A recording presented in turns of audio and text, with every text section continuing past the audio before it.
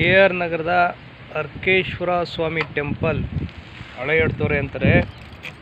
ಇದು ಕಾವೇರಿ ನದಿ ತಲಕಾವೇರಿಯಿಂದ ಹರಿದು ಬರ್ತಾ ಇದೆ. ಕೊಡುಗೆ ಮುಖಾಂತರ ನಗರ, ಕುಶಾಲನಗರದಿಂದ ಕೊಣನೂರು, ರಾಮನಾಥಪುರ, ಹಿಂಗೆ ಕಪ್ಪಡಿ, ಚುಂಚನಕಟ್ಟೆ ಈ ಥರ ಈ ನದಿ ಹರಿದು ಇದು ಹಳೆ ಎಡ್ತಾರೆ ದೇವಸ್ಥಾನ. ಸ್ವಾಮಿ ಅರ್ಕೇಶ್ವರ ಸ್ವಾಮಿ ದೇವಸ್ಥಾನ ಇದು. ಅಲ್ಲಿ ಕಾಣ್ತಾ ಇರೋದು ಅದು ರೈಲ್ವೆ ಬ್ರಿಡ್ಜು. ಇದು ಹಳೆ ಸೇತುವೆ. ಇಲ್ಲಿ ಹಾಸನ ಮೈಸೂರು ಸೇತುವೆ ಇದೆಯಲ್ಲ, ಇದು ಇಲ್ಲಿ ಹಾಸನ ಟು ಮೈಸೂರು ಹಳೆ ಸೇತುವೆ ಇದು. ಅಲ್ಲಿ ಹೊಸ ಸೇತುವೆ ಆಗಿದೆ, ಇದು ಹಳೆ ಸೇತುವೆ ಇದು. ನೋಡಿ, ಇದು KRS ಡ್ಯಾಮ್ಗೆ ಹೋಗ್ತಾ ಇದೆ. ಇಷ್ಟೊಂದು ನೀರೆಲ್ಲ KRS ಡ್ಯಾಮ್ಗೆ ಹೋಗ್ತಾ ಇದೆ.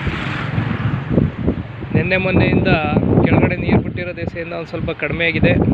ಇಷ್ಟು ದಿನ ಇನ್ನೂ ಜಾಸ್ತಿ ಇತ್ತು ನೀರು. ಇದೆಲ್ಲ KRS ಡ್ಯಾಮ್ಗೆ ಹೋಗ್ತಾ ಇದೆ. KRS ಡ್ಯಾಮಿಂದ ಮೆಟ್ಟೂರು ಡ್ಯಾಮ್ ಹೋಗುತ್ತೆ.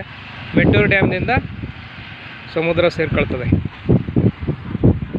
ಇಡೀ ಕರ್ನಾಟಕದಲ್ಲಿ ತುಂಬ ಮಳೆಯಾಗಿರೋ ದೆಸೆಯಿಂದ ಇಷ್ಟೊಂದು ನೀರು ಪ್ರವಾಹ ಎಲ್ಲ ನದಿಯಲ್ಲೂ ಇದೆ.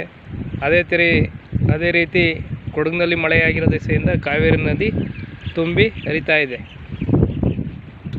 ಈ ಪ್ರವಾಹಗಳನ್ನು ತಡೆಗಟ್ಟಬೇಕಾದ್ರೆ ಸರ್ಕಾರದವರು, MLA MP ಗಳು, ರಾಜ್ಯ ಸರ್ಕಾರದವರು, ಕೇಂದ್ರ ಸರ್ಕಾರದವರು ಪ್ರತಿ ಗ್ರಾಮದಲ್ಲಿ ಮಳೆ ನೀರಿನ ಸಂಗ್ರಹ ಕೇಂದ್ರಗಳನ್ನು ತೆರೆದರೆ ಈ ಪ್ರವಾಹಗಳು ಅಲ್ಲೇ ಸ್ಟಾಕ್ ಆಗಿ ಅದೇ ನೀರನ್ನ ಆ ಗ್ರಾಮದ ಭಾಗದ ಜನಗಳು ಬೇಸಿಗೆ ಟೈಮ್ನಲ್ಲಿ ಜಾನುವಾರುಗಳು ವ್ಯವಸಾಯಕ್ಕೆ ಉಪಯೋಗಿಸ್ಕೋಬೋದು.